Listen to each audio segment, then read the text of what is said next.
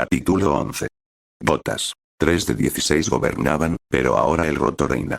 Recogido. Chachanan, año 1173, 84 segundos antes de la muerte. Sujeto. Un ladronzuelo con la enfermedad consumidora, de ascendencia irail y parcial. La alta tormenta acabó por remitir. Era el atardecer del día en que murió el muchacho, el día en que Sil lo dejó. Kaladin se puso las sandalias, las mismas que le había cogido al hombre del rostro correoso el primer día, y se levantó.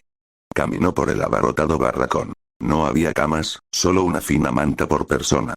Había que elegir si utilizarla como colchón o para abrigarte. Podías congelarte o podías acabar dolorido. Esas eran las opciones, aunque varios de los hombres de los puentes habían encontrado un tercer uso para las mantas. Se envolvían con ellas las cabezas, como para bloquear la vista, el sonido y el olor. Para ocultarse del mundo. El mundo los encontraba de todas formas.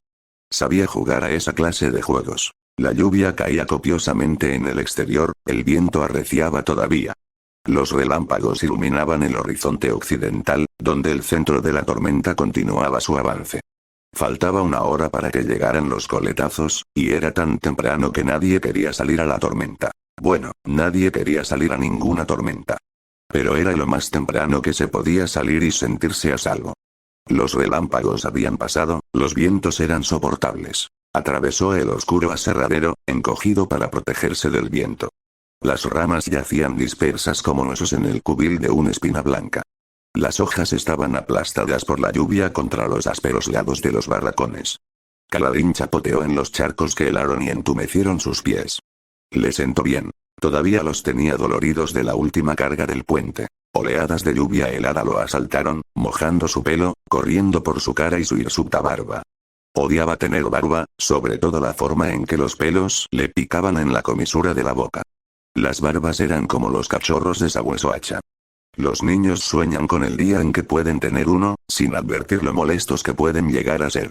¿Vas a dar un paseo, Alteza?, dijo una voz. Kaladin alzó la cabeza y encontró a Gaz acurrucado en un hueco entre dos barracones. ¿Por qué estaba aquí fuera, bajo la lluvia? Gaz había sujetado una pequeña cesta de metal en la pared de uno de los barracones, y una suave luz surgía del interior. Había dejado sus esferas a la tormenta, y había salido temprano para recuperarlas. Era un riesgo. Incluso una cesta cubierta podía soltarse. Algunas personas creían que las sombras de los radiantes perdidos acechaban las tormentas, robando esferas. Tal vez era cierto. Pero durante el tiempo que había pasado en el ejército, Kaladin había conocido a más de un hombre que había resultado herido al salir a buscar esferas durante una tormenta. Sin duda esa superstición había que achacarla a la experiencia de los ladrones. Había formas más fáciles de infundir esferas. Los prestamistas cambiaban esferas opacas por otras infundidas, o podías pagarles para que infundieran las tuyas en uno de sus nidos bien protegidos. ¿Qué estás haciendo?, exigió Gaz. El hombre bajo y tuerto se llevó la cesta al pecho. Haré que te cuelguen si has robado las esferas de alguien. Kaladin se apartó de él. Ojalá te caiga encima la tormenta. Haré que te cuelguen de todas formas. No creas que puedes escapar. Sigue habiendo centinelas. Voy al abismo del honor, dijo Kaladin en voz baja. Su voz apenas era audible por encima de la tormenta. Gaz se calló. El abismo del honor. Bajó su cesta de metal y no puso más objeciones. Los hombres que tomaban ese camino recibían cierta deferencia. Kaladin continuó cruzando el patio. Alteza, llamó Gaz. Kaladin se volvió. Deja las sandalias y el chaleco. No quiero tener que enviar a alguien allá abajo a recuperarlos. Kaladin se quitó el chaleco y lo dejó caer al suelo mojado, y luego abandonó las sandalias en un charco. Se quedó con una camisa sucia y unos tiesos pantalones marrones, ambos tomados de un muerto. Kaladin se dirigió a la zona este del aserradero.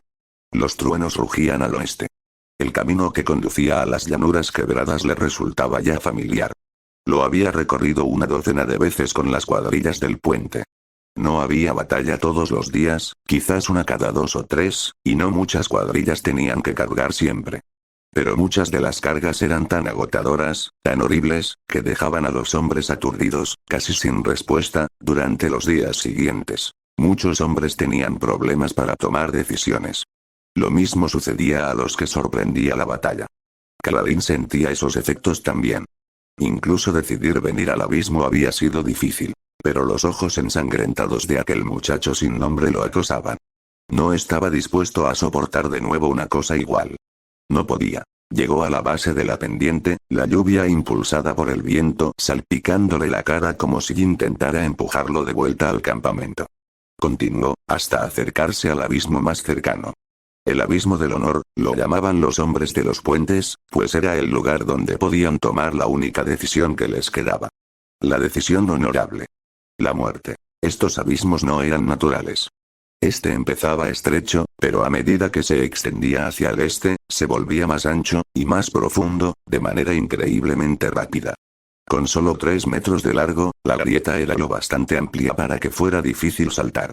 Un grupo de 6 escalas de cuerda con peldaños de madera, clavada a la roca, era utilizado por los hombres enviados a saquear las pertenencias de los cadáveres que habían caído a los abismos durante las cargas. Kaladin contempló las llanuras. No podía ver gran cosa a través de la oscuridad y la lluvia. No, este lugar no era natural. Habían roto la tierra. Y ahora la tierra rompía a la gente que venía a ella. Kaladin dejó atrás las escalas, un poco más allá del borde del abismo. Entonces se sentó, las piernas colgando del borde, mirando hacia abajo mientras la lluvia caía a su alrededor y las gotas se zambullían en las oscuras profundidades. A ambos lados, los gremlinos más aventureros habían dejado ya sus cubiles y correteaban alimentándose de las plantas que lamían el agua de lluvia. Lirin le había explicado una vez que las lluvias de las altas tormentas eran ricas en nutrientes. Los tormentas de Colinar y Bedenar habían demostrado que las plantas a las que se suministraba agua de tormenta se desarrollaban más que las que recibían agua de lagos o ríos. ¿Cómo era que a los científicos les entusiasmara tanto descubrir hechos que los granjeros conocían desde hacía generaciones y generaciones? Kaladin contempló las gotas de agua que caían hacia el olvido en la grieta. Pequeñas saltadoras suicidas. Miles y miles de ellas. Millones y millones.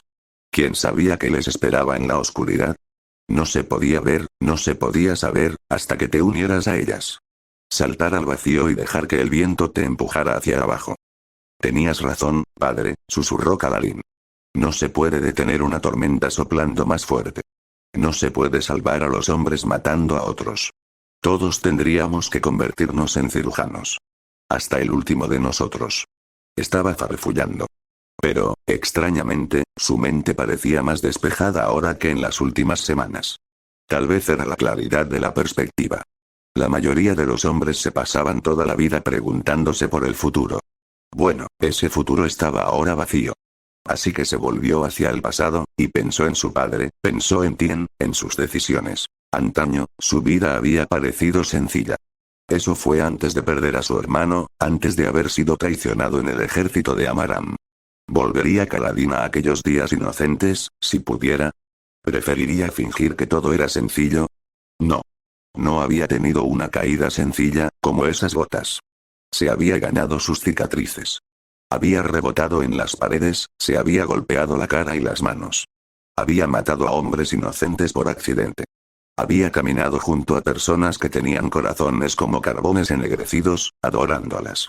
Había caído y escalado y caído y caminado a trompicones. Y ahora estaba aquí.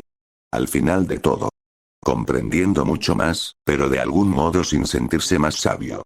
Se puso en pie en el borde del abismo, y pudo sentir la decepción de su padre flotando a su alrededor, igual que los truenos en las alturas. Puso un pie en el vacío.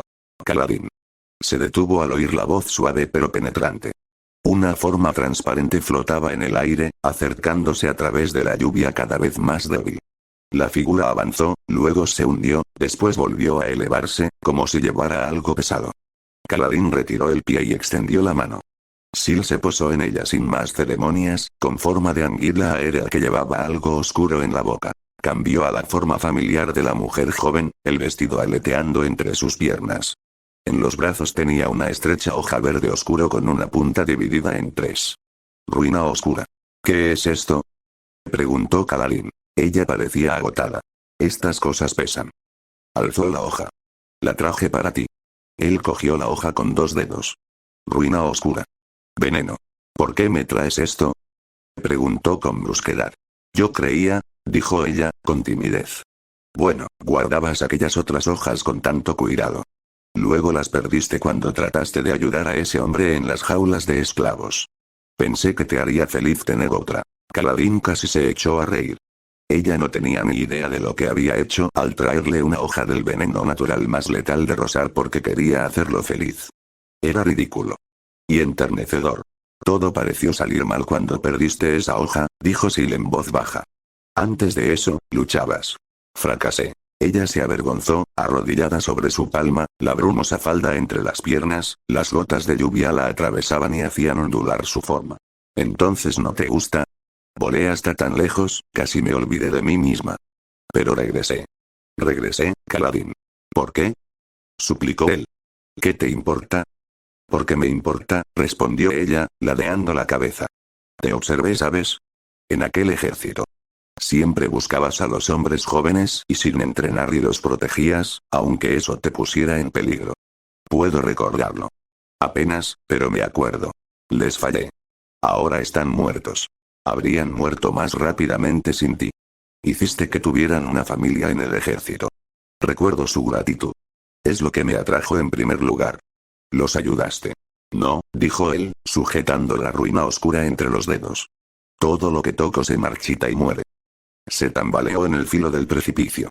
Los truenos rugían en la distancia. Esos hombres de la cuadrilla, susurró Sil. Podrías ayudarlos. Demasiado tarde. Cerró los ojos, pensando en el muchacho muerto de antes. Es demasiado tarde. He fracasado.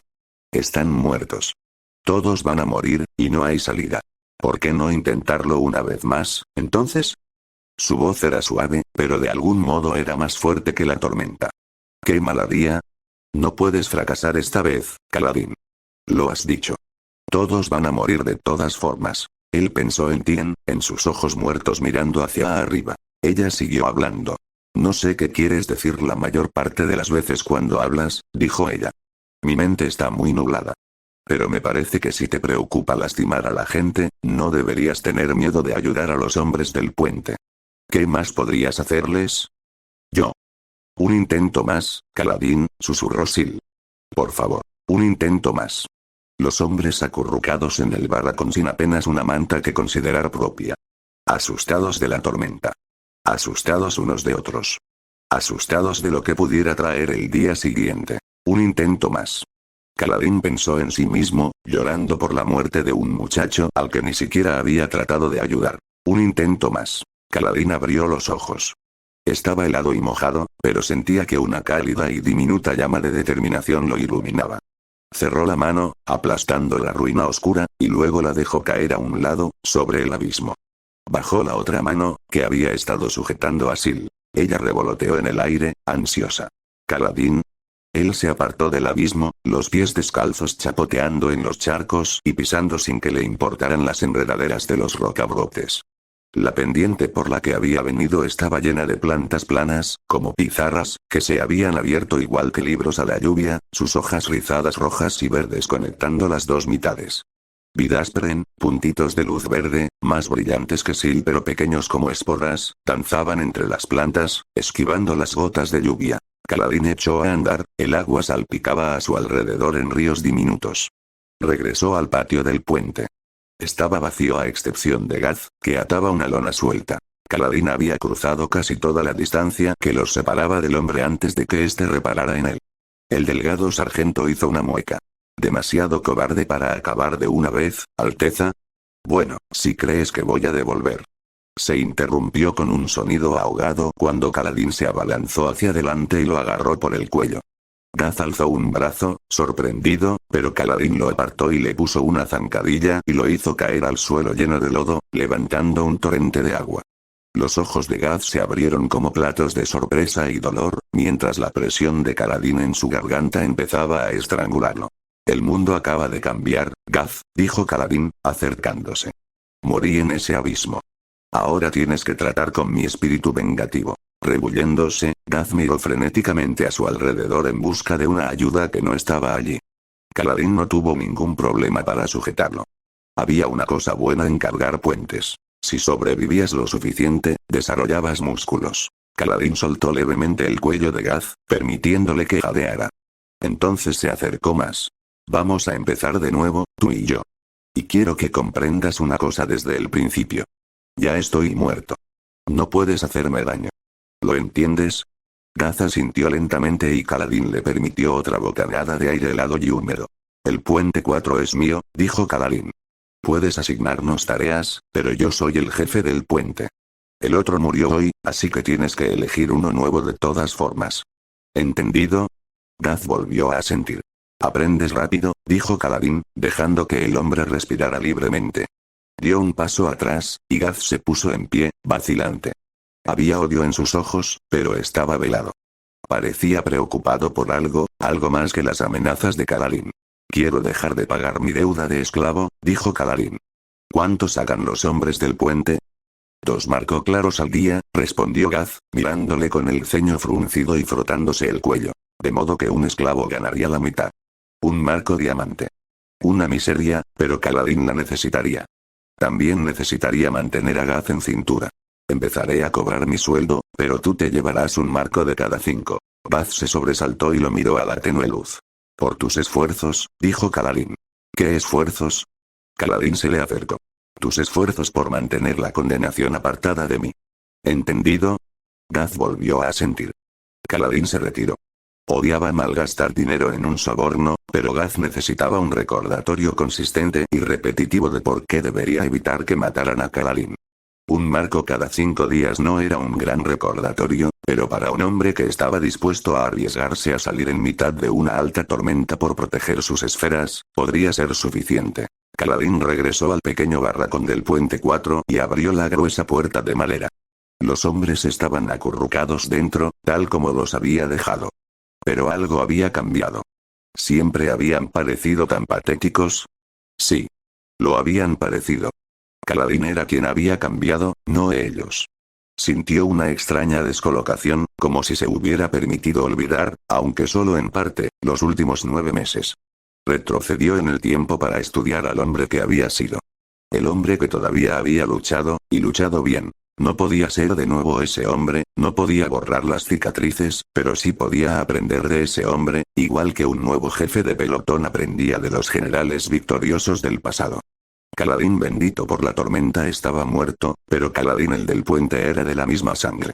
Un descendiente con potencial. Kaladin se acercó a la primera figura acurrucada. El hombre no dormía. ¿Quién podía hacerlo en una alta tormenta? Dio un respingo cuando Kaladin se arrodilló a su lado. ¿Cuál es tu nombre? Preguntó Kaladin. Sil se acercó revoloteando y estudió el rostro del hombre, que no podía verla. El hombre era mayor, con mejillas hundidas, ojos marrones y pelo canoso muy corto. Su barba era corta y no tenía marca de esclavo. ¿Tu nombre? Repitió Kaladin con firmeza. Que te lleve la tormenta, respondió el hombre, dándose la vuelta. Kaladin vaciló, pero luego se acercó de nuevo y dijo en voz baja. Mira, amigo. Puedes decirme tu nombre o seguiré molestándote. Sigue negándote, y te arrastraré a esa tormenta y te colgaré de una pierna sobre el abismo hasta que me lo digas. El hombre miró por encima del hombro. Kaladin asintió lentamente, sosteniéndole la mirada. Teft, dijo por fin. Me llamo Teft. Eso no ha sido demasiado difícil, dijo Kaladin, tendiendo la mano. Yo soy Kaladin. Tu jefe de puente. El hombre vaciló, luego aceptó la mano tendida, frunciendo confundido el ceño. Kaladin lo recordaba vagamente. Llevaba algún tiempo en la cuadrilla, unas cuantas semanas al menos. Antes de eso, había estado en otra cuadrilla. Uno de los castigos a los hombres de los puentes que cometían infracciones en el campamento consistía en ser transferidos al puente 4. Descansa un poco, dijo Kaladin, soltando la mano de Teft. Vamos a tener un día duro mañana. ¿Cómo lo sabes? Preguntó Teft, rascándose la barba. Porque somos hombres de los puentes, contestó Kaladin, poniéndose en pie. Todos los días son duros. Teft vaciló, luego sonrió débilmente. Bien sabe que es cierto. Kaladin lo dejó, y continuó por la fila de figuras encogidas. Visitó a cada hombre, preguntando o amenazando hasta que le decían sus nombres. Todos se resistieron. Era como si sus nombres fueran lo último que poseían y no estuvieran dispuestos a renunciar fácilmente, aunque parecían sorprendidos, quizás incluso animados, de que a alguien le interesara preguntarlos. Kaladin se aferró a aquellos nombres, repitiéndolos en su cabeza, sosteniéndolos como si fueran gemas preciosas. Los nombres importaban. Tal vez moriría en la siguiente carga, o tal vez se rompería bajo la tensión, dándole a Maram una victoria final. Pero mientras se sentaba en el suelo a planear, sintió que aquel pequeño calor ardía firmemente en su interior. Era el calor de las decisiones tomadas y del propósito aprovechado. Era la responsabilidad. Sil se sentó en sus piernas mientras él permanecía allí sentado, susurrando para sí los nombres de los hombres. Ella parecía animada. Feliz. Él no sentía nada de eso. Se sentía sombrío, cansado, mojado. Pero se envolvió en la responsabilidad que había tomado, la responsabilidad por estos hombres. Se aferró a ella como un escalador se aferra a su último asidero mientras cuelga en la pared de una montaña. Encontraría un modo de protegerlos. Fin de la primera parte.